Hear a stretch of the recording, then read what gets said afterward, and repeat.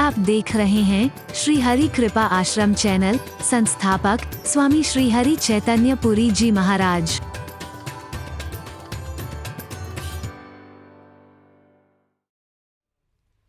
इंद्र ने वज्र मारने की कोशिश की, किसको? अब आपने कहीं पढ़ा कि हनुमान जी ने कहा हो देखो इंद्र भगवान वज्र मार रहे हैं, इससे तो कोई बच ही नहीं सकता है, तो हे परमात्मा मेरी रक्षा करना, कहीं पढ़ने को नहीं मिलेगा आपको। अगर परमात्मा का सच्चा भक्त है तो उसे कहना नहीं पड़ेगा। एक बार वज्र टूट सकता है, लेकिन जिस पर मारा है उसका अंग अंग वज्र हो जाएगा, तब से उसका नाम ही बजरंगी हो गया है। कमाल है। यह है परमात्मा का लीलाओं का रहस्य, जिसे जानने की कोशिश कीजिए। वो कहता नहीं है, उसकी रक्षा खुद होती है। क्या बिगाड़ लिया उसने? बार बार जानबूझ के परीक्षा मत लेना, लेकिन जीवन में अगर ऐसी घड़ी आएंगी तो परमात्मा तुम्हारी खुद रक्षा करेगा। प्रहलाद ने कभी कहा कि यह परमात्मा मेरी रक्षा करना, वो तो खुद कहता है पिताजी आप कहते हो कि ऊपर से गिरा दूंगा, पर्वत से गिरा दूंगा तेरे को, बोले वहां भी गोदी में लेने वाला कोई ना कोई तैयार होगा, मैं जानता हूं मेरी रक्षा करने वाला तैयार। नागों के बीच में डालने की कोशिश, बाल बांका नहीं कर पाए। पागल हाथियों के बीच डालने की कोशिश की, बाल बांका नहीं कर पाए।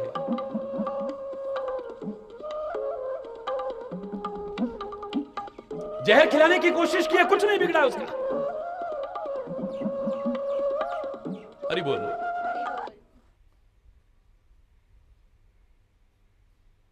यहां तक कि होलिका को जो कवच प्राप्त थी, वरदान प्राप्त था जिसे, उसकी गोदी में बिठा करके जलाने तक की कोशिश की है, लेकिन ऐसे लोगों को जलाने वाले जल जाते हैं। भक्त का कभी बाल बांका नहीं हो सकता है, उसका रक्षक परमात्मा बैठा है। हम लोग खाली कहते हैं जाको राखे साइया, मार न सके कोई, बाल न बांका कर सके जो जग बैरी होए, पर हमारे दिल में कभी विश्वास जमा ही नहीं है। दृढ़ता से कभी हमने इसे जीवन में अपनाने की कोशिश ही नहीं की। हाय पता नहीं क्या होगा, हाय पता नहीं। ये वो कहता है जो कहता है जाको राखे साइया, मार न सके कोई। मैं आपसे कह रहा हूं आप प्रार्थना करिए, उससे नहीं करेंगे तो किससे करें? हरि बोल। किससे करेंगे हम? गुरु महाराज से नहीं कहेंगे तो किससे कहेंगे हम? लेकिन अगर हमें ध्यान ना भी रहे, अगर हम प्रार्थना ना भी कर पाए तो चलेगा। तो आप तो इतने भुलक्कड़ हो चुके हो, परमात्मा की कृपा है जो संबंध निभ रहा है, तुम्हारा जीवन चल रहा है। इतने भुलक्कड़ हो चुके हो कि असली चीज को भी भूल जाते हो। हरि बोल। ये दुनिया की चीजें भूल जाओगे तुम्हारा कुछ नहीं बिगड़ेगा, इतना याद रखना। लेकिन दुनिया के मालिक को ही भूल जाते हो, तुम्हारा सबसे बड़ा दुर्भाग्य यही है। हमारे महापुरुष कहते थे, गर्भ में तू बार बार कहता था ए परमात्मा इस नरक से बाहर कर, मैं तेरा भजन करूंगा, तेरा सुमिरन करूंगा, लेकिन बाहर आते ही भूल जाता है। तू तो असली चीज को ही भूल गया है।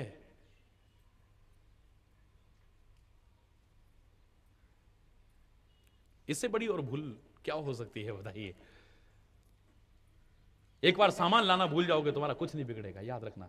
थोड़ी बहुत दिक्कत हो सकती है। तुम कोई बात भूल जाओ, इतना को तुम्हारा कुछ नहीं बिगड़ेगा। तुम संसार को एक बार भूल जाओ, तुम्हारा कुछ नहीं बिगड़ेगा, बल्कि हो सकता है काम संवर ही जाए। लेकिन संसार के मालिक को अगर भूल गए तो फिर तुम्हारा आर नहीं है। फिर कहते रहना परमात्मा रक्षा करना, क्या परमात्मा रक्षा करेगा? परमात्मा को देखिए कि जिस हम परमात्मा को भूल जाते हैं वो कितना कृपालु है। एक दिन मैं सोच रहा था ऐसे ही, कितना कृपालु है। कहता है इनको भूलने की आदत है। ऐसा ना हो कि ये मेरे को तो भूल गए, पर मेरी तो एक औलाद है ये, इनका कोई बिगड़ ना जाए कुछ, ये मन में भाव आता है परमात्मा के। तो कहते हैं एक काम मैं अपने हाथ में रखता हूं, मेरे बच्चे ये सब कुछ बोल, बता मेरे को ही भूल जाते हैं कि मैंने इन्हें पैदा करा है, मेरे से कोई कॉल किया था इन्होंने, जिसे निभाना था इन्होंने, ये वही भूल जाते हैं। तो एक काम मैं अपने हाथ में रखता हूं, हर काम आपके हाथ में सौंप दिया, लेकिन सांस लेना आपके हाथ में नहीं है। बोलो ना, ये चलता है, आप लेते हो या चलता है? बोलो। कई बार तो आपको होश भी नहीं होता है, फिर भी सांस, बोलो ना। अब कहने पे आप जबरदस्ती ये नहीं, सामान्य सांस ये चलता है या तुम लेते हो? बोलो। अरे तुम तो यहां तक बिजी हो चुके हो दुनियादारी में, ये कहने तक में तुम्हें शर्म नहीं आती है, बुरा मत मानना, क्या करे जी हमें तो सांस लेने की भी फुर्सत नहीं है। बोले सचमुच अगर ऐसा हो गया तो मेरे बच्चे का जीवन ही खत्म ना हो जाए, इसलिए सांस का काम मैं अपने हाथ में रख लेता हूं। कमाल। एक सेकंड को भी अगर ये भूल गया, दुनिया में ऐसा मस्त हो जाता है जब ये दुनिया के मालिक को भूल सकता है। अगर ये भूल इससे कभी हो गई तो क्या होगा इसका? कितना कृपालु है, सोचो। उसने कहा ये तो मैं अपने हाथ में रख लेता हूं। अरे बोल, वो तो रक्षा करता है, उसका स्वभाव है हमारी रक्षा करना, पर हम अपने पैरों पर खुद कुल्हाड़ी मारते हैं। हम कुल्हाड़ी से कपड़े धोते हैं और फिर कहते हैं भगवान हमारी रक्षा करना। भगवान रक्षा नहीं करेगा मेरे प्यारे बच्चों। अपने पैर पर कुल्हाड़ी मारे हम और फिर कहें परमात्मा हमारे पैर को बचाना, परमात्मा हमारे पैर की रक्षा नहीं करेगा कभी भी। जानबूझ करके एक पिन भी चुभाएंगे तो हमारे सेप्टिक पैदा कर सकता है वो। कुल्हाड़ी तो बहुत दूर की बात है। और परमात्मा के तुम भक्त हो और अपना जीवन जैसा बनाना चाहिए वैसा तुमने बना रखा है, तो अनजाने में कभी वज्र भी लग जाएगा तो तुम्हारा बाल बांका नहीं करेगा। वरना तो एक कुल्हाड़ी तो क्या, एक सुई की नोक भी तुम्हारा नुकसान पहुंचा सकती है, जानबूझ के अगर करोगे तो। मैं नहीं कह रहा इस श्लोक को मत बोलना, बोलो। परमात्मा शंकर हमारी रक्षा करना तुम कहो। तुलसी ने कहा है आपके लिए, आप कहिए, और मैं भी सबके लिए भी, सारे संसार के जीव मात्र के लिए मैं प्रार्थना कर रहा हूं। श्री शंकर पातु मां, श्री शंकर पातु मां। हे परमात्मा शंकर मेरी रक्षा करना, कहो, प्रार्थना करो। लेकिन इससे पहले भी कुछ कहा गया, इस पर निगाह जरूर दौड़ाना। अगर उस पर निगाह न दौड़ाई तो लाख प्रार्थना करके भी तुम्हारी रक्षा नहीं होगी, और उस पर निगाह दौड़ा ली तो तुम प्रार्थना न भी कर पाए तो भी तुम्हारी रक्षा हो जाएगी। मैं दावे से कह रहा हूं,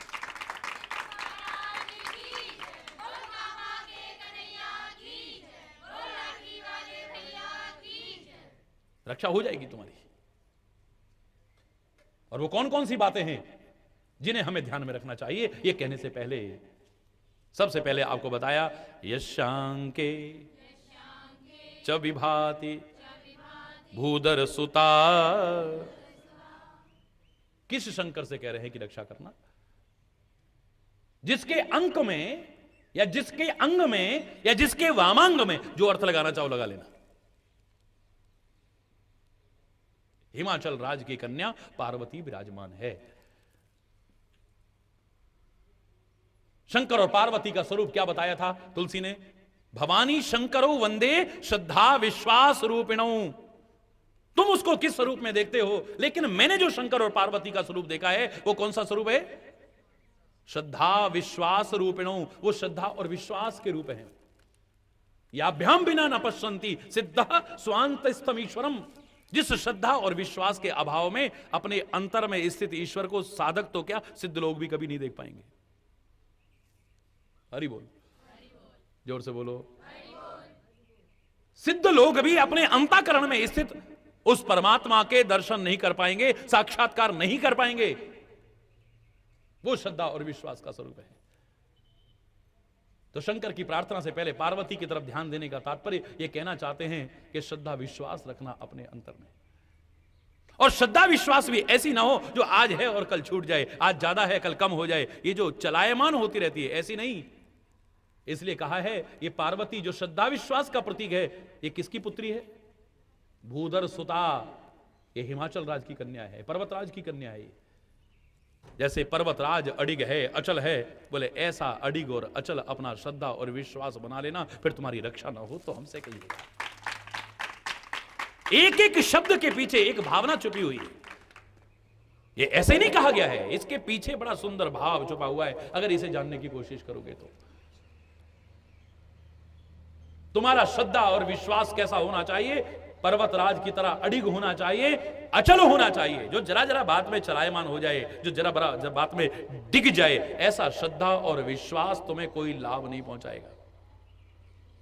ये तो आप सुन ही चुके हो कि परमात्मा फल नहीं देते हैं, गुरु फल नहीं देते हैं, संत फल नहीं देते हैं, तीर्थ फल नहीं देते हैं, फल देता है हमारा विश्वास। जहां हो जाए वहां मिल जाएगा हमें, जिस पर हो जाए वहीं से मिल जाएगा हमें। हरि बोल, हरि बोल, जोर से बोल। हरि बोल। विश्वासम फलदायकम, विश्वास ही फलदायक है। लेकिन अगर तुम चाहते हो कि परमात्मा हमारी रक्षा करे तो विश्वास तो होना चाहिए, पर खाली विश्वास और श्रद्धा नहीं, पर्वतराज की तरह अडिग और अचल अगर तुम्हारा श्रद्धा और विश्वास है तो तुम न भी कह पाओगे, परमात्मा तो भी तुम्हारी रक्षा करेगा। दावे से कह रहा हुआ, ठीक ऐसा होना चाहिए जैसे कि हिरण्यकश्यप कहे कि तुम्हें पर्वत से गिरा दूंगा, बोले वहां भी संभालने वाला कोई है। फिर ये नहीं कि कहीं ये फेंके तो कहीं चोट न लग जाए, फिर तो जरूर लगेगी। अरे जहां कचाई आ गई जरा सी। ये श्रद्धा विश्वास ऐसी चीज है, ये ध्यान रखना। मैंने आपसे यहां तक कहने में संकोच नहीं किया है कि सेंट की शीशी को कभी खुला मत छोड़ना वरना उड़ जाएगा। कपूर को किसी सहारे के बिना मत रखना वरना, बोलो सारे, उड़ जाएगा।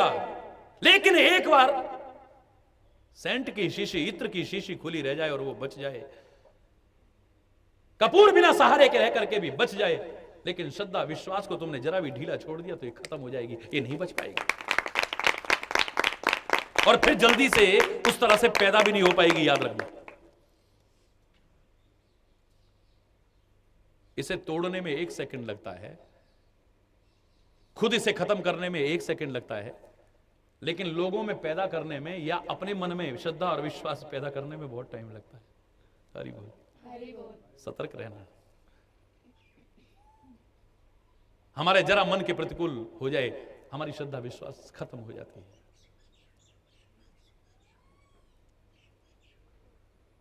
परमात्मा के प्रति खत्म हो जाती है, सदगुरु के प्रति खत्म हो जाती है, संतों के प्रति हो जाती है।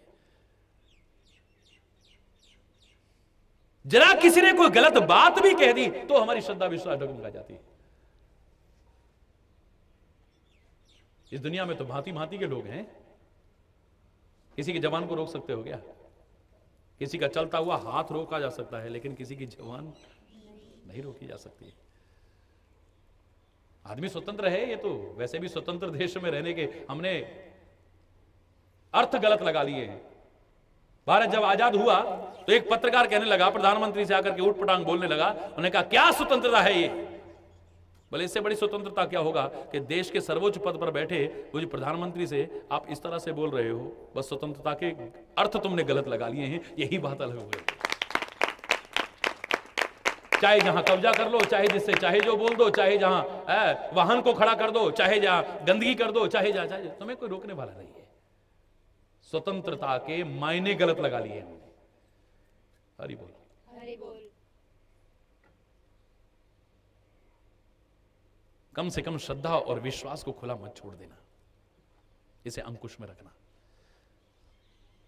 वैसे भी एक सहारा आवश्यक है। अब चाहे आप शंकर जी का सहारा ले रहे हो, गुरु का सहारा ले रहे हो, परमात्मा का किसी भी रूप का सहारा ले रहे हो, निराकार ले रहे हो, साकार ले रहे हो, उस परम सत्ता को किसी भी रूप में मान करके, किसी भी नाम से मान करके तुम सहारा ले रहे हो, सहारा तो बहुत जरूरी है। जैसे इत्र एक सहारे से बच जाता है नष्ट होने से, कपूर के साथ में इलायची या लौंग वगैरह रख दो तो कपूर उड़ने से एक सहारे की आवश्यकता है। संतों ने देखा इस संसार रूपी चक्की में सबको पिसते हुए, काल का ग्रास बनते हुए, तो वो भी कह उठे, चलती चक्की देख के दिया कबीरा रोए, 2 पाटन के बीच में साबुत बचा न कोई। लेकिन वही कबीर कहता है नहीं, एक बच गया है। इस चक्की में कोई नहीं बचा, लेकिन जिसने कील का सहारा ले लिया है, उस दाने का ये चक्की कभी बाल बांका नहीं कर सकती। उस चक्की में जो कीली होती है, उसके सहारे जो दाने रह गए, वो हरि बोल, हरि बोल, जोर से बोलिए, हरि बोल। उस कील के सहारे जो दाने लगे हुए हैं, उनका कोई बाल बांका नहीं कर पाएगा। सहारा जरूरी है। इस श्रद्धा और विश्वास को भी अडिग बनाना, अचल बनाना, ये जरा जरा बात में। और इसके लिए एक बड़ा सुंदर तरीका मैंने आपको बताया था कि अपनी सोच को सकारात्मक बनाइएगा, नकारात्मक नहीं, पॉजिटिव बनाइएगा, नेगेटिव नहीं। अगर तुम हर घटना का, हर क्रिया का, हर विधान का जो परमात्मा का है, उसकी अगर नकारात्मक सोच बनाओगे, आपकी श्रद्धा विश्वास डगमगा जाएगी। और सकारात्मक बनाओगे तो विश्वास बोलो बना रहेगा और बढ़ेगा तुम्हारा। और इसके लिए मैंने एक छोटा सा उदाहरण सुनाया था, पहले सुना चुका हूं, लगेगा कि रिपीट कर रहे हैं, लेकिन बड़ा सुंदर उदाहरण था वो। आप बीता उदाहरण है। एक गांव में मैं जब पहुंचा, 3 महीने से वहां पे लाइट नहीं थी। हरि बोल, जोर से बोलो। 3 महीने से वहां लाइट नहीं आ रही थी। और गांव की सीमा के बाहर जहां उन्होंने रथ सजा रखा था शोभा यात्रा के लिए, जैसे ही मैं आकर के वहां पहुंचा सीमा पर ही, तो हल्ला मच गया गांव में, लाइट आ गई, लाइट आ गई, लाइट आ गई। अब हरि चैतन्य तो क्या, कोई भी वहां पर आया होता तो लोग कहते अरे साहब आपके क्या चरण पड़े, हमारे तो गांव में 3 महीने से अंधकार हो रहा था, आपके पांव पड़ते ही हमारे तो गांव में लाइट आ गई। बड़ा उत्साह लोगों का, बड़ी श्रद्धा लोगों की, जय जयकार करना शुरू कर दिया उन्होंने। तो गुरु महाराज की जय, ये जय, वो मार, दुनिया भर का नाचने लग गए, जय हो गुरु महाराज, जय हो गुरु महाराज। तो लोग कोई बात नहीं भाई, स्वाभाविक है, 3 महीने से लाइट नहीं आ रही और आप जैसे पहुंचे लाइट आ गई, तो जय जयकार करना स्वाभाविक है, उत्साह और भी ज्यादा बढ़ना स्वाभाविक है। एक गांव में उसके बाद जब मैं पहुंचा, उस गांव में कभी लाइट ही नहीं जाती थी, क्योंकि यहां आम आदमी पर इतना ध्यान नहीं दिया जाता ना, वो किसी मंत्री का गांव था। हरि बोल, हरि बोल। उस गांव में लाइट ही नहीं जाती थी, कभी कभी नहीं गई लाइट। लेकिन हरि चैतन्य के जैसे ही चरण पड़े, उस गांव में लाइट चलेगी, ट्रांसफार्मर हो गया। हरि बोल। और गर्मी के दिन, लेकिन जो मैं सुनाना चाहता हूं उसे ध्यान से सुनना, और सुन चुके हो तो इसे जीवन में याद रखना। जो उत्साह 3 महीने से लाइट न होने पर, मेरे पहुंचते ही लाइट आने पर हुआ था, उससे ज्यादा उत्साह इस गांव में था, उससे ज्यादा जयकारे यहां लग रहे थे। मेरे को अटपटा लगा कि वहां 3 महीने से लाइट ना आए और मेरे जाते ही आ जाए तो स्वाभाविक है, लेकिन यहां तो मेरे आते ही लाइट चली गई। ये इतनी जोर जोर से जयकारे लगा रहे हैं, इनका जोश वहां से भी बड़ा हुआ है, मेरे समझ में नहीं आई। लेकिन समय कम था, भीड़ थी बहुत ज्यादा, मेरे को मौका ही नहीं लगा पूछने का, भाई पर तुम इतने जयकारे क्यों लगा रहे हो।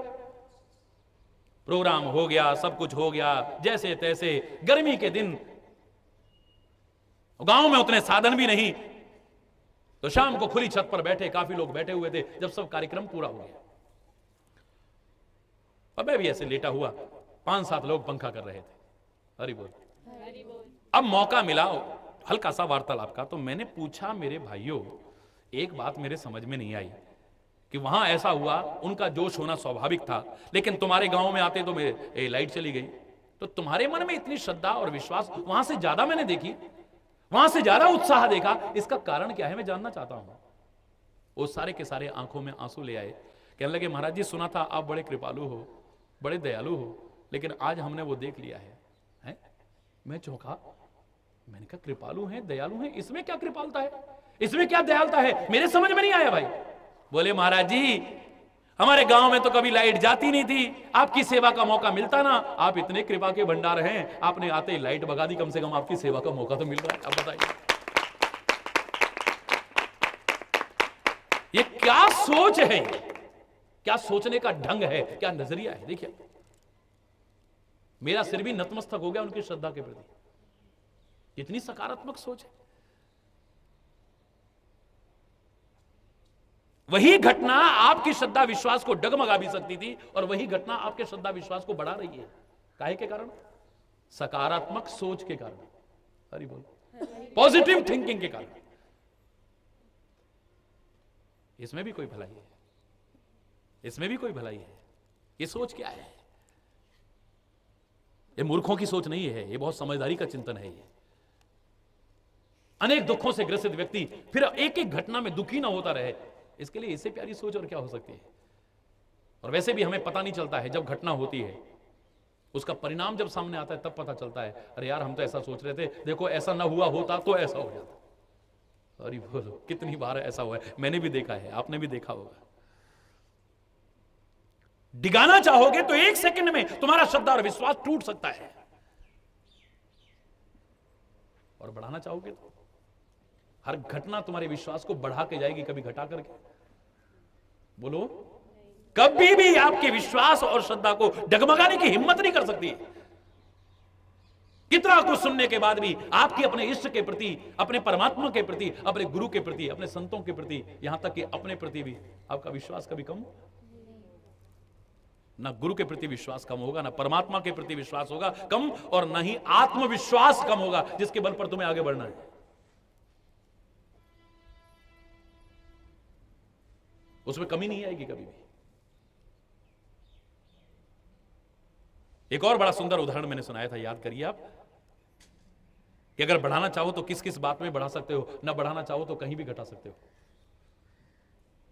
ब्रज भूमि में तुलसीदास से कुछ लोगों ने कहा कि क्या तुम अपने छोटे भगवान के चक्कर में, अरे हमारे कन्हैया के पास आओ, पूर्ण ब्रह्म है वो, 16 कला परिपूर्ण है, और तुम्हारा राम तो अंश अवतार है।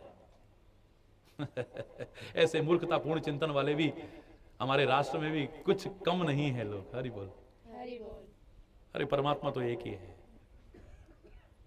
उसके नाम अलग अलग है, उसके रूप अलग अलग है। अपनी अपनी भावनाओं से हमने जैसा उसे बनाने की कोशिश किया वो तो वैसा ही बन गया है। निराकार होते हुए भी उसी रूप में सामने आ जाता है। हरि बोल, हरि बोल। लेकिन ऐसे मूर्खों का चिंतन देखिए, तुलसी फिर भी श्री राम जय राम करता रहा। उन्होंने कहा भाई तेरे समझ में नहीं आई, तेरा राम अंश अवतार है, 12 कला परिपूर्ण है, और हमारा कृष्ण 16 कले परिपूर्ण है, तो तेरा भगवान छोटा हो गया, हमारा बड़ा भगवान है, अपने छोटे भगवान को छोड़ करके हमारे उसमें क्यों नहीं आ जाते? बोले भैया अपनी अपनी जगह सब पूर्ण है। हमारे राम सूर्य वंश में पैदा हुए हैं तो सूर्य की 12 कलाएं हैं, तो पूर्ण हो गए। वो चंद्रवंश में पैदा हुए हैं तो चंद्रमा की 16 कलाएं होती है, तो वो भी अपने आप में पूर्ण है। लेकिन उनके समाज में बुद्धि में नहीं आई बात। वो फिर कहने लगे कि तेरा भगवान छोटा है और हमारा बड़ा है।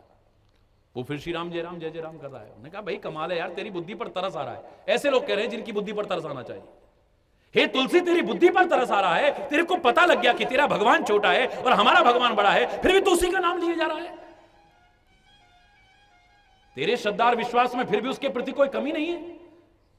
तुलसी कहता है भैया मैं तो अपने राम को अभी तक मर्यादा पुरुषोत्तम मानता था, पुरुषों में उत्तम मानता था, भगवान नहीं मानता था। आज तुम्हारे मुंह से सुनकर के लगा कि वो भगवान भी है, चाहे अंश भगवान ही सही, लेकिन मेरी तो श्रद्धा उसी के प्रति और बढ़ गई है, विश्वास उसी के प्रति और बढ़ गया। तब जाकर समझ में आया तुलसी कोई भेद नहीं मानता है, लेकिन ऐसे लोगों की बुद्धि पर पड़े हुए पर्दे को हटाने के लिए उसने कहा था कि तुलसी मस्तक तब नबे जब धनुष वाण लो हाथ। ए परमात्मा, मैं आपके सामने सिर तब झुकाऊंगा, हे कन्हैया आपके सामने सिर तब झुकाऊंगा जब आप धनुषवाण धारण कर लोगे। इसका अर्थ यह नहीं कि वो कन्हैया का अपमान कर रहा है, वो ऐसे लोगों की बुद्धि पर पड़े पर्दे को हटाना चाहता है कि देखो राम में और कृष्ण में कोई भेद, बोलो ना, कोई भेद नहीं। अरे मूर्खो, भेद तुमने बना लिए हैं, तुमने आपस में भेद बना लिए हैं, यहां तक कि तुम हर चीज को बांटना चाहते हो। पृथ्वी सबकी मां थी, तुमने उसके भी टुकड़े टुकड़े करने की कोशिश की है। ये जितनी लड़ाइयां हुई इकाई के लिए, इसी पृथ्वी के टुकड़ों के लिए तो है। तुम्हारे बस में आए तो तुम हवा को भी बांट दो, तुम तो भगवान तक को बांटने की कोशिश करते हो। कितने टुकड़े करोगे इसके? हरि बोल। जितने टुकड़े करोगे वो भी अपने आप में पूर्ण होंगे बच्चों। वो है ही पूर्ण मदः पूर्णमिदं पूर्णात् पूर्णमुदच्यते पूर्णस्य पूर्णमादाय पूर्णमेवावशिष्यते। उसे अपूर्ण किया ही नहीं जा सकता है कभी। उसकी विशेषता ही यही है कि पूर्ण में से तुम कितने भी पूर्ण अंश, जितने भी अंश करते जाओ वो भी अपने आप में, अरे उनकी तो बात छोड़िए, आपके अंदर जो आत्मा है वो भी अपने आप में पूर्ण है। हरि बोल। वो भी अपूर्ण नहीं है। हर चीज में तुमने भेद पैदा कर दिए, तो तुलसी उस भेद को दूर करना चाहता है। परमात्मा श्री कृष्ण वो अद्भुत चमत्कार दिखाते हैं जो इतिहास का एक उदाहरण बन गया है। आप लोग सुना भी करते हैं, कित मुरली कित चंद्रिका कित गोपियन को साथ, अपने जन के कारणे कृष्ण भये रघुनाथ। कृष्ण ही रघुनाथ बन गए हो। अपने भक्त के प्रण को निभाने के लिए परमात्मा श्री कृष्ण ने देखा, वहां पर अभी स्वरूप क्या देख रहे थे और अब क्या स्वरूप दिखाई दे। कित मुरली, मुरली पता नहीं कहां चली गई। कित चंद्रिका, मोर मुकुट पता नहीं कहां चले। कित गोपियन को साथ, वो गोपियां भी पता नहीं कहां चली गई। अब तो धनुर्धारी दिखाई दे रहा है। ये तो तुम्हारी जैसी भावना होगी वैसा दिख जाएगा तुमको, लेकिन अपने श्रद्धा और विश्वास को अडिग रखना, किसी रूप में भी मानना, लेकिन श्रद्धा और विश्वास अगर तुम्हारा अचल है, अडिग है, तो तुम चाहे न भी कह पाओगे तो भी परमात्मा तुम्हारी रक्षा करेगा। मैं दावे से कह रहा हूं, गुरु महाराज तुम्हारी रक्षा करेंगे, मैं दावे से कह रहा हूं। बोल श्री गुरु महाराज की जय, बोल कामा के कन्हैया की जय, बोल लाठी वाले भैया की। हे परमात्मा मेरी रक्षा कहने करो, ये कहने से पहले जो कहा है, जिसके वाम भाग में या जिसके अंक में या जिसके अंग में पार्वती विराजमान है। और कौन सी पार्वती? भूधर सुधा, पर्वतराज की कन्या। और पार्वती काय का प्रतीक है? श्रद्धा और विश्वास का। और भूधर सुता की तरफ ध्यान देने का अर्थ, पर्वतराज की तरफ ध्यान देने का तात्पर्य, पर्वतराज की तरह अडिग हो, अचल हो तुम्हारा श्रद्धा और विश्वास, बात बात में डगमगा ना जाए। अगर तुम चाहते हो वो रक्षा करे तुम्हारी तो। हरि बोल, हरि बोल। किसी भी शब्द के अगर संधि विच्छेद करके न हो संधि तो भी विच्छेद करने पर अगर कोई अच्छा अर्थ आता हो तो लेने में कोई बुराई। लोग जब अच्छे अच्छे शब्दों में से गलत अर्थ विच्छेद करके निकाल देते हैं। भगवान के यहां बड़ी रिश्वत चलती है महाराज जी। मैंने कहा है, मैं हैरान, तुमने भगवान का दरबार भी वैसा ही बना दिया भाई। बोले हाँ जी चलती है। मैंने कहा कैसे भाई? बोले आप भी बताते हो। मैंने कहा मैंने तो आज तक नहीं बताया। बोले रोज बोलते हो, सुबह भी शाम भी आप भी बोलते हो और आपके सब भक्त बोलते हैं। एक व्यक्ति ने बड़ा सुंदर लिखा मेरे को, हरि बोल, बड़ा तरस आया उसकी बुद्धि पे। उसने लिखा कि हनुमान चालीसा बोलते हैं आप, और उसमें कहते हैं राम दुआरे तुम रखवारे, होत ना आज्ञा बिन पैसारे। पैसारे शब्द का अलग अलग संधि विच्छेद कर दिया, उसका नाश मार करके रख दिया। बिना पैसे के तो प्रवेश ही नहीं मिलता है वहां। पैसारे शब्द का तात्पर्य प्रवेश, इसकी संधि विच्छेद नहीं करनी है। अर्थ के अनर्थ करने की कोशिश मत कीजिए। जैसे एक व्यक्ति कह रहा था अयोध्या का तात्पर्य जहां कोई योद्धा ही ना हो उसको कहते हैं अयोध्या। अरे बोल, अरे वो तो ऐसे योद्धा है कि दुनियादारी की तो बात छोड़िए, दुनिया में तो योद्धा दूसरों को मार करके लोग बन सकते हैं, दूसरों को सता करके बन सकते हैं, लेकिन ये तो अपने मन पर नियंत्रण करके, अपनी इंद्रियों पर नियंत्रण करके, अपने आप पर नियंत्रण करने वाले योद्धा है, तो परम योद्धा है। इन्हें योद्धा तुम कह रहे हो, और तुम कह रहे हो अयोध्या वो है जहां पर कोई योद्धा ही ना रहता हो।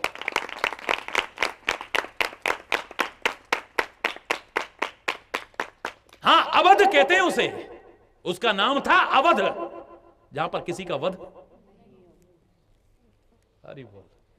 गांव की भाषा में उसे अयोध्या कहते हैं। कहां जा रहे हैं? अयोध्या जा रहे हैं भैया। अयोध्या जहां पर कभी युद्ध न हो उसे कहते हैं अयोध्या, जहां पर किसी का वध न हो उसे कहते हैं अवध, लेकिन जहां पर कोई योद्धा न हो उसे अयोध्या कहते हो। ऐसे अर्थ के अनर्थ करने की कोशिश मत कीजिए। हाँ, अगर कहीं पर शांति के साम्राज्य की स्थापना, किसी युद्ध को टालने की कोशिश की जाए तो जबरदस्ती अपने आप को योद्धा नहीं दिखाया है श्री राम ने या राम के पूर्वजों ने। वो कहते हैं तुम्हारे मन में चाहे ये आ जाए कि यहां पर कोई योद्धा नहीं रहता है, लेकिन अगर इतने से युद्ध टलता हो तो हम अपने आप को अयोध्या कहला करके भी युद्ध टालने की कोशिश। ये मेरे देश का चिंतन है, ये मेरे अवतारों का चिंतन है, ये मेरे महापुरुषों का चिंतन है।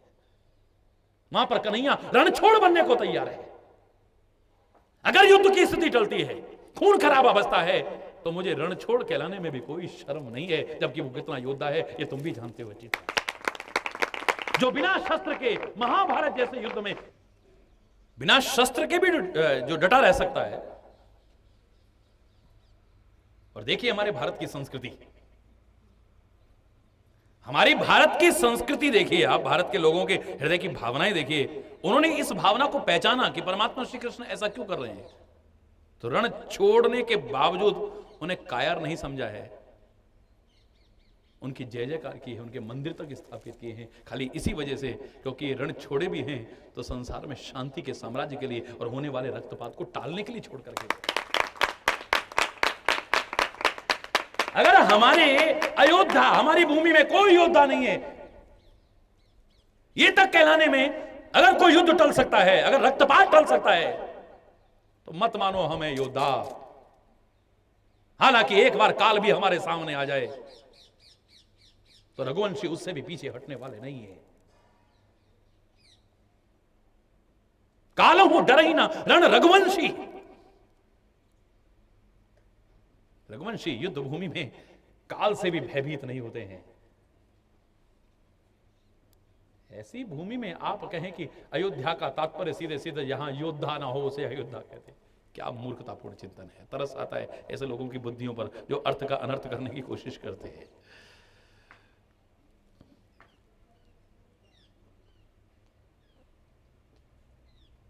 अवधपुर है वो,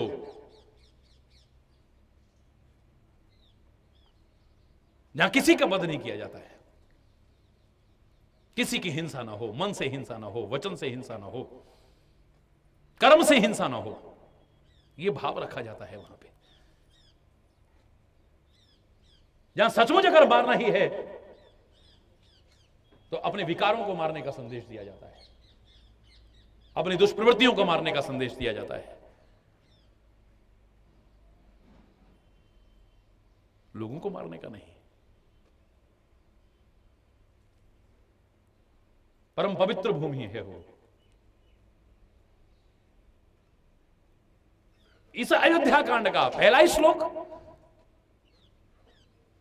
तुलसी ने बहुत सोच समझ के लिखा है। ये बता रहा है कि सबसे पहले श्रद्धा और विश्वास अपना बढ़ाना। श्रद्धा विश्वास अगर आपके अंदर नहीं है, कुछ नहीं मिल सकता है आपको। कहीं भी चले जाइए वहां पर भी आपको नहीं मिलेगा। और श्रद्धा और विश्वास है, आप कहीं पर रहिए, कहीं जाने की आवश्यकता नहीं। यहां बैठे बैठे भी आपको सब कुछ मिल सकता है, कहीं जाने की आवश्यकता नहीं है। श्रद्धा और विश्वास नहीं है तो चले गए हम, चाहे अयोध्या, चाहे काशी, चाहे बद्रीनाथ, केदारनाथ, सारे तीर्थों पर चले गए, अमृतसर चले गए, मक्का मदीना चले गए, वहां चले गए, वहां चले गए, कहीं भी चले जाना, श्रद्धा और विश्वास नहीं, आपको कुछ नहीं मिलेगा। और श्रद्धा विश्वास अगर है, आप कहीं नहीं भी जा पाए हैं तो जहां हो आपको वहीं रह करके सब कुछ मिल सकता है। मैं दावे से कह रहा हूं। मैं नहीं कहता मत जाइए, जाने का मौका मिले तीर्थों पर जाइए, ये हमारे मर्यादा है, हमारी देश की संस्कृति है। तीर्थों पर जाइए, मौका मिले तो, ना भी जाए तो मिल जाएगा आपको। कई लोग कह देते हैं अब क्या करें महाराज जी, विश्वास, ऐसे ऐसी घटनाएं सुनते हैं, संतों से विश्वास उठ जाता है, गुरुओं से विश्वास उठ जाता है, जीवन में ऐसी ऐसी घटना हो जाती है, भगवान से विश्वास उठ जाता है। अरे मूर्खो, हालांकि ये शब्द मेरे मुंह से अच्छा नहीं लगता है, पर मजबूर होकर के कह रहा हूं कि दुनियादारी में तुम्हारे विश्वास नहीं टूटते कभी भी। कैसी कैसी घटनाएं होने के बाद भी क्या यही जगह बची थी आपके विश्वास को तोड़ने के लिए? और वो भी जिनसे कह रहे हो रक्षा करो, उनके प्रति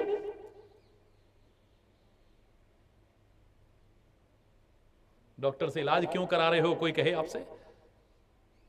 अपनी जवान बहू को ऑपरेशन थिएटर में क्यों भेज रहे हो ऑपरेशन कराने के लिए? डॉक्टर बड़े कई गंदे भी होते हैं, ऐसा आप फट कह दो कि सारे एक जैसे थोड़ी होते हैं जी। हरि बोल। बल्कि कभी नहीं कहेंगे हमारी जवान बहू बैठी है जी, आप बेहोश करके पता नहीं क्या, हम तो सामने खड़े रहेंगे तब ऑपरेशन करना, कहोगे कभी? आजकल कैसी कैसी अखबारों में घटना सुन रहे हैं कि लोग ऑपरेशन के बहाने किडनियां तक निकाल लेते हैं। हम नहीं कराते ऑपरेशन, हमारे आदमी खड़े रहेंगे जब तुम ऑपरेशन करोगे तो। क्यों? वहां विश्वास कैसे कर लिया तुमने? सारे एक जैसे थोड़ी हो जाते हैं जी, आपके मन में आ जाता है तो संतों के लिए क्यों नहीं आता? गुरुओं के लिए क्यों नहीं आता है? अगर तुम्हें सारे ही नजर ऐसे आने लग गए हैं तो घबराओ मत। परमात्मा के लिए कम से कम ऐसे शब्द इस्तेमाल मत करना, उस पर तो विश्वास कर लो और उसी से प्रार्थना करना कि ए परमात्मा, या तो आत्मा के रूप में हमें अच्छा मार्गदर्शन देना और ऐसी भी कृपा करना हम उसे समझ सकें, और न समझ पाए तो तू ही कृपा करके कोई सच्चा संत, सच्चा सदगुरु मिला दे। मैं दावे से कह रहा हूं परमात्मा ही कृपा करके तुम्हें प्राप्त करा देगा। बोल श्री गुरु महाराज जी की जय, बोल कामा के कन्हैया की जय, बोल लाठी वाले भैया की जय। दुनियादारी में आप फिर भी करते हो। मैंने आपसे कहा एक सिलेंडर फट गया तो फिर भी आपने सिलेंडर इस्तेमाल करना बंद नहीं करा। हरि बोल, हरि बोल। कैसी कैसी दुर्घटनाएं हुई, लोग मर गए, कैसा कैसा हुआ, आप सिलेंडर का इस्तेमाल करना बंद क्यों नहीं करते? सारे सिलेंडर थोड़ी फटते हैं जी। कितनी गाड़ियों का एक्सीडेंट हुआ, कितने लोग मर गए, फिर भी गाड़ियां क्यों खरीद रहे हो, क्यों गाड़ियों में बैठ रहे हो? सारी गाड़ियों के थोड़ी हो जाते हैं जी। कितने हवाई जहाज क्रैश हो गए, कैसी कैसी दुर्घटनाएं हुई, कितने लोग मर गए, क्यों हवाई जहाज में जा रहे हो तुम? अब सारे हवाई जहाज थोड़ी क्रैश होते हैं जी। कितनी ट्रेनों की दुर्घटना हुई, हजारों हजारों लोग मर गए। क्यों जा रहे हो ट्रेन में? तो सारी ट्रेनों की दुर्घटना थोड़ी होती है जी। तब आप बड़े आराम से कह देते हो। तो क्या सारे संत एक जैसे होते हैं क्या? सारे गुरु एक जैसे होते हैं क्या? अरे तुम्हारे हाथ की 5 उंगलियां एक जैसी नहीं होती, तुम दूसरों के बारे में कैसे सकते हो एक जैसे हो जाएंगे सारे के सारे? यहां अच्छे भी हैं, बुरे भी हैं, हर तरह के लोग हैं दुनिया में। कैसे कैसे धोखे होने के बावजूद फिर भी आप कोई चीज नहीं छोड़ते हो। और ये रास्ता तो है ही श्रद्धा और विश्वास का, इसलिए सबसे पहले श्रद्धा और विश्वास पर जोर दिया है। हवाई जहाज में कितनी बार आप भी गए होंगे, हम भी गए होंगे, कितने लोग गए होंगे, कभी नहीं कहा जरा दिखाओ तो सही एक बार। हवाई जहाज चलाएगा कौन? जरा आदमी दिखाओ पहले। किसने चलाना है ये हवाई जहाज, उसे पहले दिखाइए हमको। तू दिखा भाई अपना, जरा वो दिखा, तूने कहां से सीखा था, कितने दिन सीखा था, एक बार चला के दिखा। हमने बैठना है भैया, दुर्घटना हो गई तो हमारा जीवन भी जा सकता है, हमारे परिवार का पीछे क्या होगा। ना भैया हम ऐसे नहीं बैठेंगे। चुपचाप बैठ जाते हो। अरे बोल, देखा भी नहीं होगा तुमने कई बार, हवाई जहाज के चालक को देखा भी नहीं होगा, ट्रेन के चालक को देखा भी नहीं होगा, और अपने जीवन तक को सहसा आप समर्पित कर उठते हैं। अब चाहे एक्सीडेंट हो, चाहे कुछ भी हो, भगवान सबकी रक्षा करे, ऐसा कभी ना हो, लेकिन फिर भी चाहे जीवन पर संकट भी आ जाए, इस बात की परवाह न करके आप अपने जीवन तक को दांव पर लगा देते हैं विश्वास के आधार पर। तो अगर आपको विश्वास नहीं होगा कि ये गाड़ी मुझे वहां तक पहुंचाएगी, आप कभी गाड़ी में सवार नहीं हो सकते। ये ट्रेन मुझे वहां तक पहुंचाएगी, आप कभी ट्रेन में नहीं बैठ सकते। ये हवाई जहाज मुझे मेरे लक्ष्य तक पहुंचाएगा, अगर विश्वास नहीं होगा आप कभी नहीं बैठ सकते। विश्वास के बिना कुछ नहीं है, याद रखना। सबसे पहले श्रद्धा और विश्वास, और वो भी पर्वतराज की तरह अडिग और अचल, जो चलायमान न हो, कभी भी डिग ना जाए, जो आपका कभी भी जरा जरा सी बातों में, जरा जरा सी घटनाओं में, जरा जरा सी। और पर्वतराज की तरफ ध्यान देने का यह भी भाव हो सकता है कि परोपकारी की बेटी है ये, परोपकारी की बेटी है, स्वार्थी की बेटी नहीं है। क्योंकि पर्वत भी परोपकारियों में ही आते हैं। खाली 2 ही नहीं है कि वृक्ष कबो नहीं फल बके, नदी न संचय, ये 2 तो हैं ही। तुलसी ने और आगे बढ़ा करके बताया है कि संत विटप सरिता गिरिधरनी, संत विटप सरिता गिरिधरनी, परहित हेतु सवन के करनी, परहित हेतु परहित के लिए इन सब की करनी है। किस किस की? संत। दूसरा विटप, विटप माने वृक्ष। शंकर जी से स्तुति कर रहे हो, लेकिन मैं दावे से कह रहा हूं, मुझे शंकर जी के जो विभिन्न स्वरूपों में मैंने दर्शन किए हैं, उनमें एक स्वरूप ये भी है। ये वृक्ष भी परमात्मा का स्वरूप है, खाली संत का ही नहीं, परोपकारी नहीं, बिल्कुल शंकर का साक्षात रूप नजर आएगा। इस दुनिया में अगर जीते जागते शंकर के दर्शन करने हैं तो आपको वृक्ष के अलावा दूसरा नजर नहीं आएगा। मैं दावे से कह रहा हूं, एक संत के अलावा नजर नहीं आएगा, नदी के अलावा नजर नहीं आएगा, पर्वतों के अलावा नजर नहीं आएगा। एक गिने चुने हैं, इनमें नजर आएंगे, आप साक्षात नजर आएंगे। महाराज जी, आपने वृक्ष को शंकर कह के ये शंकर जी का अपमान नहीं किया? क्यों, क्या अपमान कर दिया? शंकर जी ने भी जहर पिया था और लोगों को अमृत दे दिया था। तुम अमृत पियो, मैं जहर पी जाता हूं। हरि बोल। और वृक्ष क्या करते हैं? ये तुम्हारी जितनी गंदी हवा है, कार्बन डाइऑक्साइड है, ये हमें दे दो, इसे हम ले लेते हैं और ऑक्सीजन का अमृत तुमको देते हैं। जाओ पियो और अपने आप को स्वस्थ रखो। अब तुम ही ना समझ पाओ, ये तुम्हारी बुद्धियों पर तरस आता है कि तुम साक्षात शंकर स्वरूप उन वृक्षों का तो नाश करने की कोशिश करते हो और उस शंकर से प्रार्थना करते हो कि हमारी रक्षा करना। परमात्मा तुम्हारी क्या रक्षा करेगा? अगर रक्षा चाहते हो तो पहले तुम औरों की रक्षा करना सीखो, दूसरों की रक्षा करने में, और वो भी वृक्ष जैसे शंकर की। मौसम खराब हो गए, किसने किए? भूमि का कटान हो गया, किसने किया? हमने पेड़ों को काटा, तब हुआ है। गर्मी बहुत पड़ रही है, किसने की है? हमारे देखते देखते मौसमों में इतना बदलाव क्यों? वरना समय पर बारिश होती थी, समय पर सर्दियां आती थी, समय पर गर्मियां आती थी, हर मौसम समय समय पर अपना रूप दिखा जाता था। बिल्कुल बिल्कुल उसी तरह का वातावरण देखने को मिलता था। हमने बिगाड़ा है इसे, प्रकृति का संतुलन हमने खराब किया है, प्रकृति से खिलवाड़ हमने की है। और मैंने आपसे कहा था प्रकृति तुम्हारी मां से ज्यादा रक्षा करती है, ये रक्षक है तुम्हारी, लेकिन इसे छेड़ोगे तो तुम्हारी भक्षक भी बन सकती है। इसे छेड़छाड़ मत करो, बंद कर दो इसे। चंद स्वार्थों के लिए जो प्रकृति को छेड़ रहे हो, ये अपने लिए संकटों को बुलावा दे रहे हो। फिर कहते रहना भगवान हमारी रक्षा करना। ये जितने भूकंप आते हैं, सूखा पड़ता है, बाढ़ आती हैं, ये खाली दैवीय आपदाएं कहकर के मत टालिए, ये मानव की आमंत्रित आपदाएं भी हैं। ये हरि बोल। पृथ्वी पर वजन इतना बढ़ाते चले जा रहे हो, हर एक की कोई क्षमता होती होगी भाई सहन करने की। अधाधुंध आप जनसंख्या बढ़ाते चले जा रहे हैं। हरि बोल। अब लाखों में संख्या नहीं है यहां पे, अब करोड़ों में संख्या नहीं है भारत की जनसंख्या की, अब अरब में पहुंच रही है। हरि बोल। विश्व का छठा हिस्सा तो हमारे देश में ही है। बोलिए, बहुत वर्ष पहले कहा करते थे हिंदुस्तान प्रतिवर्ष एक ऑस्ट्रेलिया पैदा करता है, जितनी पॉपुलेशन वहां की है उतनी हिंदुस्तान में पैदा होती है। अब तो उससे भी ज्यादा आंकड़ा बढ़ गया है, कम नहीं हुआ है। हरि बोल। आधाधुंध जनसंख्या बढ़ा रहे हो, आधाधुंध जंगलों का सफाया करते चले जा रहे हो, आधाधुंध बिल्डिंगों पर बिल्डिंगें बनाते चले जा रहे हो, तो क्या होगा फिर? बोलो हरि बोल। जोर से बोलो। तो मामला फिर गड़बड़ ही है। परोपकारी है पर्वतराज। श्रद्धा और विश्वास की अडिगता और अचलता के साथ साथ एक इशारा है कि जीवन को स्वार्थी मत बनाना, इसे परोपकारी बनाना। और जो तुम्हारा उपकार कर रहे हैं उनके उपकार को कभी भूलने की कोशिश मत करना, उनके प्रति कृतज्ञता ज्ञापित करना, एहसान फरामोश बनने की कोशिश मत करना। जरूरी नहीं कि उन्हीं को हम उपकारी माने जो हमारे हाथ में कुछ पकड़ा दें। बहुत से ऐसे हैं जो दिखते ही नहीं हैं लेकिन फिर भी उपकार कर रहे हैं। हवा का हमारे ऊपर उपकार है, दिखती नहीं है, हमको दिखता नहीं है। प्रकृति का हमारे ऊपर उपकार है, हमें दिखता नहीं है। पृथ्वी का हमारे ऊपर उपकार है, दिखता नहीं है, देखने की कोशिश भी नहीं की हमने कभी।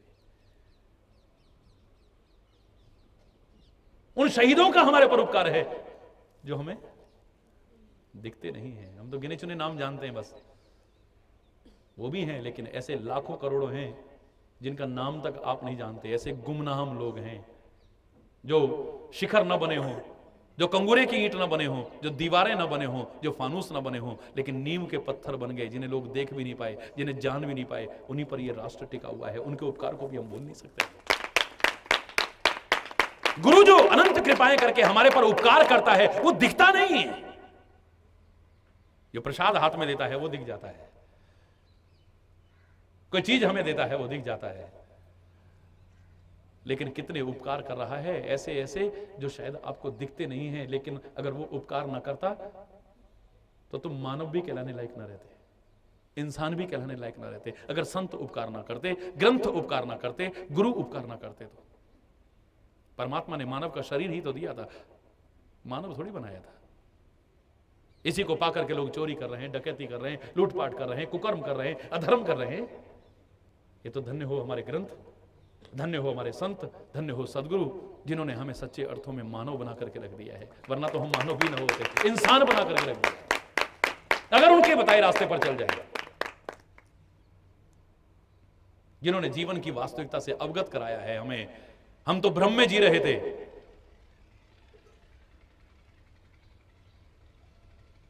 भ्रमों से उबारा है जिसने, संदेहों से उबारा है हमें।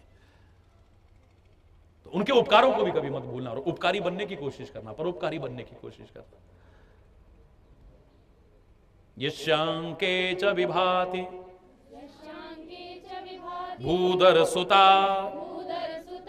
देवापगा मस्तके।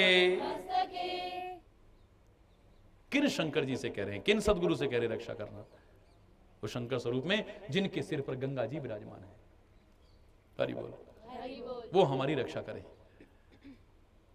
तो पहले वो प्रेरणा दे रहे हैं, सिर पर गंगा के द्वारा प्रेरणा दे रहे हैं कि अपने दिमाग को ठंडा रखो।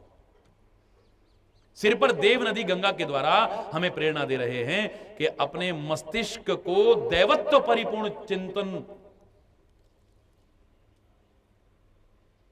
से भरो। असुरत्व परिपूर्ण चिंतन मत आने दो इसमें, राक्षसी चिंतन मत आने दो इसमें, अमानवीय चिंतन मत आने दो इसमें। दैवत्व परिपूर्ण चिंतन हो आपके। देव नदी गंगा को सिर पर धारण करने का तात्पर्य, देव नदी गंगा को सिर पर धारण करने का तात्पर्य परोपकारी जीवन बनाना। आप हरि बोल। हरि बोल। स्वार्थी जीवन मत बनाना। स्वार्थों में ही तकरार होती है, तभी झगड़ा होता है। फिर आपको कहना पड़ता है श्री शंकर पातुमाम। मैं तो ऐसा कहना चाह रहा हूं कि हमें यह कहना ही ना पड़े, और फिर भी शंकर भगवान हमारी रक्षा करें, हमारा इष्ट हमारी रक्षा करें, हमारे गुरु महाराज हमारी रक्षा करें। ऐसी नौबत ही ना आए हमें कहने की। कितने झगड़ों से, कितने झंझटों से हम बच जाएंगे। और जितना हम ये कहते थे हमारी रक्षा करना, इतना हम कहेंगे हमारी भक्ति की रक्षा करना, हमारे आचरण की रक्षा करना, हमारे चरित्र की रक्षा करना, हमारे अच्छे स्वभाव की रक्षा करना, हमारी अच्छी वाणी की रक्षा करना, हमारे अच्छे व्यवहार की रक्षा करना, हमारी दैवीय संपदाओं की रक्षा करना, हमारे सद्गुणों की रक्षा करना, ये कहेंगे। और ये कह लिया आपने तो दूसरी बात न भी कही तो चलेगा, वो रक्षा अपने आप करेगा। देव नदी गंगा को सिर पर धारण करने का तात्पर्य दिमाग को दैवीय चिंतन से परिपूर्ण बनाना। देव नदी गंगा को सिर पर धारण करने का तात्पर्य दिमाग को ठंडा रखना। ये बात बात में जो तम आ जाते हो, जोश में आ जाते हो, होश भी खो बैठते हो, ये अच्छी बात नहीं है। हरि बोल। हरि बोल। पश्चाताप का सामना करना पड़ता है, फिर ग्लानि का सामना करना पड़ता है, फिर संबंधों की मधुरता को भी खत्म कर बैठते हैं, अपने स्वास्थ्य को भी खत्म कर बैठते हैं, अपने चिंतन को भी खत्म कर बैठते हैं, और मैं तो कह रहा हूं सब कुछ खत्म कर बैठते हैं। हरि बोल। हरि बोल। तुलसी ने तो यह कहने में भी संकोच नहीं किया है, क्रोध पाप कर मूल, जेहि बस जन अनुचित करही, चरही विश्व प्रतिकूल। यही सारी की सारी पाप का मूल है, ये जड़ है, ये सारी की सारी। इसी के वश में आकर के व्यक्ति अनुचित से अनुचित कर बैठता है, और चरही विश्व प्रतिकूल, विश्व के प्रतिकूल भी आचरण कर लेता है। और विश्व के तो क्या, मैं तो कह रहा हूं विश्वपति के भी, विश्व पिता के भी प्रतिकूल तक आचरण कर बैठे। गुस्से में तो कोई पता नहीं है। ये नारद बन करके जिनकी भक्ति करता है, गुस्से में आकर के उनको गालियां भी दे सकता है, उनको श्राप भी दे सकता है। नहीं बोल, ये गुस्सा ऐसी चीज है। सामने राम खड़े हैं, न पहचान करके परशुराम बन करके पता नहीं क्या कुछ ये कह सकता है। हरि बोल। हरि बोल। ये गुस्सा ऐसी चीज है। ये गुस्सा ऐसी चीज है कि ये अच्छे लोगों के प्रति भी हमारे मन में दुर्भाव लाने की कोशिश करता है, गलत फहमियां ला करके एकदम से हमें उत्तेजित करा के कुछ गलत अप्रिय घटना भी करा सकता है। फिर पश्चाताप के अलावा कुछ नहीं है। ये धूल क्यों उड़ रही है सामने? राम तो जानना चाहते हैं, और निषाद आके कहता है कि भरत सेना सहित और परिवार सहित यहां चले आ रहे हैं। लक्ष्मण कहता है जरूर उनके मन में होगा कि इनको जंगल में मार दो, नहीं तो 14 साल बाद वापिस आएंगे और फिर इनको राज्य मिल जाएगा। इनको मार करके निष्कंटक राज्य करते हैं, मैं कराता हूं इनको निष्कंटक राज्य। हे राम, आज मैं प्रतिज्ञा करता हूं, शंकर भी आ जाएं, ब्रह्मा भी आ जाएं, तो भी आज भरत और शत्रुघ्न बचेंगे नहीं सेना सहित। इनको अगर युद्ध भूमि में न सुला दिया तो मेरा नाम भी लक्ष्मण नहीं है। राम कहते हैं धैर्य रखो, शांत रहो। आकाशवाणी होती है सहसा कर पछता ही विमूढ़ा। हे लक्ष्मण, माना कि तुम्हारा प्यार है राम के प्रति, तुम उस प्रेम के वशीभूत होकर के ही क्रोध में आते हो, उत्तेजित होते हो। राम के प्रति कोई गलत कहे तुमसे सहन नहीं होता है, राम के प्रति कोई गलत भाव रखे तुमसे सहन नहीं होता है। लेकिन फिर भी गुस्सा अच्छी चीज नहीं है। बिना सोचे समझे कुछ भी करके मूर्ख लोग फिर पश्चाताप ही करते हैं। और सोचिए आप, गुस्से में आकर के अगर एक भी तीर चल गया होता, किसी माता को लग गया होता, गुरु वशिष्ठ को लग गया होता, अवधपुर वासियों को लग गया होता, या भरत जो राम की जान है उसको लग गया होता, ये दुनिया में पता नहीं क्या हो जाता। सोचिए। ये गुस्सा हमें, ये जोश जब आता है और होश नहीं जिसमें रहता, हम ऐसा भी कर बैठते हैं जिसके बाद रोने बिलखने के अलावा हमारे पास कुछ नहीं रहता है। जरा सी गलतफहमी हुई और गुस्सा आया और गलत कर बैठे। छोटी मोटी बात होती तो हम सॉरी बोल देते, क्षमा याचना कर लेते, और सामने कोई बड़प्पन वाला होता तो हमें क्षमा भी कर देता। लेकिन इस गुस्से में तो हम किसी की जान भी ले सकते हैं। हरि बोल। हरि बोल। और जिन्होंने सॉरी कहने के लिए कहा उन्होंने ये भी कहा था, sorry does not makes a dead man alive. Sorry कहने से कोई मरा हुआ जिंदा नहीं होगा। फिर मारने के बाद किसी को सॉरी बोल दो तो जिंदा हो जाएगा क्या? फिर पश्चाताप है, फिर ग्लानि है, इसके अलावा आपके हाथ में कुछ भी नहीं रहेगा। अपनी याददाश्त खो बैठोगे इसी गुस्से के कारण, अपने स्वास्थ्य को खराब कर बैठोगे इसी गुस्से के कारण, संबंधों की मधुरता को खत्म कर बैठोगे इसी गुस्से के कारण, प्रशंसा के नहीं निंदा के पात्र बनोगे इसी, बोलो, गुस्से के कारण। तो फिर क्या फायदा है? सिर पर गंगा जी को धारण करें। ऐसा नहीं कि शंकर जी को गुस्सा नहीं आता होगा, बिना गुस्से के कैसा सारे संसार का संहार कर देंगे क्या? कैसे करेंगे? जब तांडव होता है तब देखो ना उनको। लेकिन शक्ति और सामर्थ्य रहते हुए भी फिर अपने आप पर नियंत्रण रखना, अपने दिमाग को ठंडा रखना, जिस काम के लिए मिली है शक्ति उसी में उपयोग करते हैं। और वैसे अगर उस शक्ति का उपयोग करते तो दुनिया में शायद आज कुछ बचता ही ना, वो तो प्रलय ही प्रलय दिखा देते। ऐसे प्रलयंकर हैं वो। ये नहीं कि बात बात में तमतमाते रहें। जिनका जरा सा तीसरा नेत्र खुले सामने कामदेव जल करके भस्म हो जाए, जिनका तीसरा नेत्र जरा सा खुले, तुम क्या गुस्सा करोगे? सारी दुनिया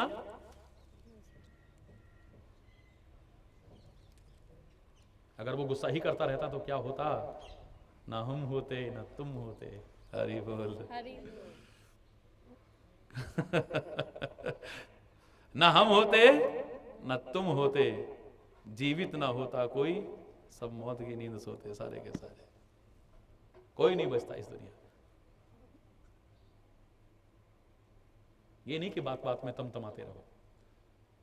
तो सिर पर गंगा जी को धारण करने का तात्पर्य मस्तिष्क को शीतल रखो।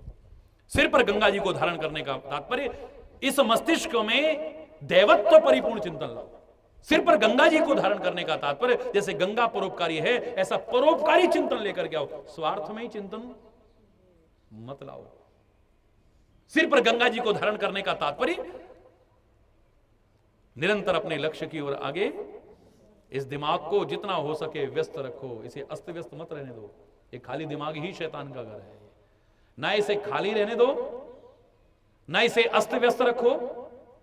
अच्छाई में दैवत्व परिपूर्ण चिंतन से, पवित्र चिंतन से, जैसे देव नदी गंगा पवित्र है ऐसे पवित्रतम भावों से, परोपकारी चिंतन से, अच्छे अच्छे चिंतन से, लक्ष्य की ओर आगे बढ़ने वाले चिंतन से इसे व्यस्त रखोगे तो गलत सोचोगे नहीं, गलत करोगे नहीं और बहुत सी मुसीबतों से बच जाओगे। तुम्हें कहना नहीं पड़ेगा कि परमात्मा मेरी रक्षा करना। और अगर ऐसी नौबत आ भी गई तो वो रक्षा अपने आप करेगा तुम्हारी। सिर पर गंगा जी को धारण करने का तात्पर्य है व्यर्थ के उलझाव और टकराव से बचने की कोशिश करो। ये नहीं कि जरा जरा बात में ही उलझ रहे हैं, जरा जरा बात में टकरा रहे हैं, मरने मारने पर उतारू हो गए। ये जीवन इसलिए नहीं मिला है, इसलिए नहीं मिला है जीवन कि इसे व्यर्थ और उलझाव, व्यर्थ के उलझाव और टकराव में समय से पहले नष्ट करने की कोशिश करो। एक व्यक्ति आत्महत्या का चिंतन लेकर के चला जा रहा था। रास्ते में एक संत बैठे थे। सोचा कि एक बार चरणों में प्रणाम कर लेता हूं। संत ने इतने प्यार का हाथ रखा कि उसकी आंख में आंसू आ गए। हरि बोल। हरि बोल। प्यार से जब हाथ रखा तो उसकी आंख में आंसू आ गए और इतना अपनापन लगा कि जो किसी को नहीं बताया था, उसने खाली मन में रखा था कि मैं अब आत्महत्या कर लूंगा, उस संत से नहीं छुपा पाया। हरि बोल। हरि बोल। बोले महाराज मैं अब इस जीवन को रखूंगा नहीं, बहुत दुखी हो गया हूं। महाराज कहते हैं बेटा आत्महत्या एक महान अपराध है। लेकिन वो तो डटा हुआ था अपनी बात पे। कहने लगा अब शरीर मेरा है, मेरे को दिया भगवान ने, अब मैं इसे रखूं या मारूं? बोलो ना, रखूं या इसे खत्म करूं, ये तो भगवान ने मेरे ऊपर सौंप दिया है। संत बड़े दयालु थे, बड़े कृपालु थे और बड़े सरल थे। कोई नाटक नहीं, कोई आडंबर नहीं, सरल भाषा में जो कहा उसके समझ में नहीं आया तो गुरु महाराज ने कहा, उस संत ने कहा कि बेटा ऐसा करना, तुम अब शाम को यहां से जाना, शाम को जाना, उससे पहले यहां से मत जाना। ठीक है। गुरु महाराज ने खुद पत्ते तोड़े और लाकर के पत्तलें बनाई, बड़ी सुंदर सुंदर। वो देख रहा पत्तल इतनी बढ़िया है, और उन पत्तलों में आश्रम में जितने लोग थे खुद भोजन परोसा सबको। और जब भोजन कर लिया तो लोग लाख कोशिश कर रहे हैं, लेकिन संत को कोई शर्म नहीं है, वो खुद पत्तलें उठा करके कूड़े में फेंक आते हैं।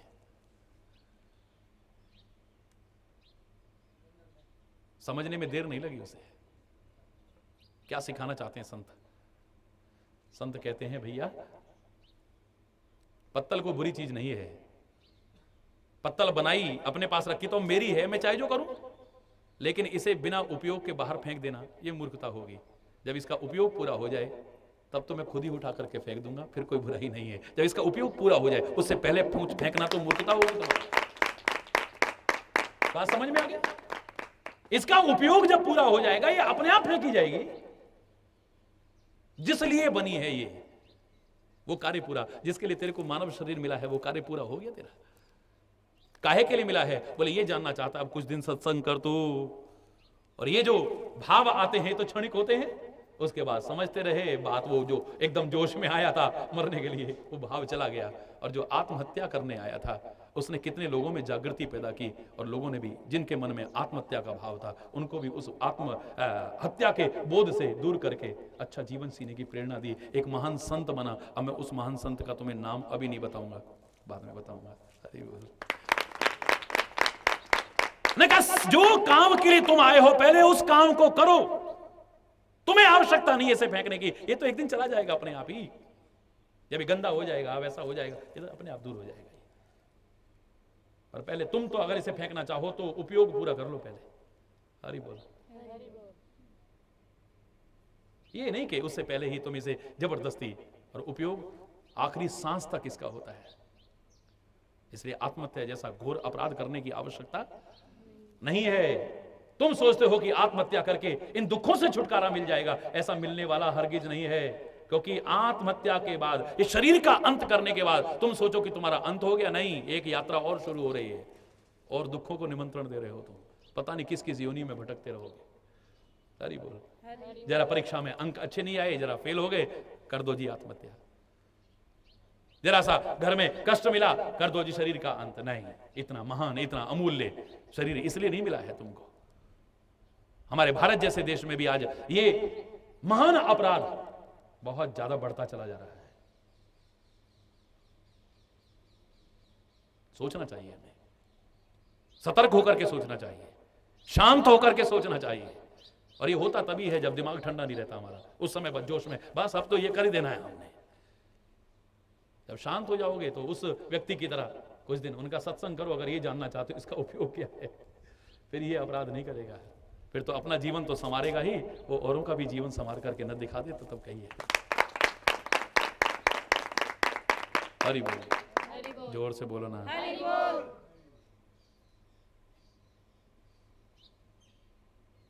इस मस्तिष्क पर, इस सिर पर गंगा जी को धारण करने का तात्पर्य व्यर्थ के उलझाव और टकराव से बचने की कोशिश करो। गंगा ही नहीं, जैसे अन्य नदियां भी जहां तक हो सकता है टालती हैं। शक्ति और सामर्थ्य होते हुए ये नहीं कहती आजा तू, हमको कम समझाए क्या, हट।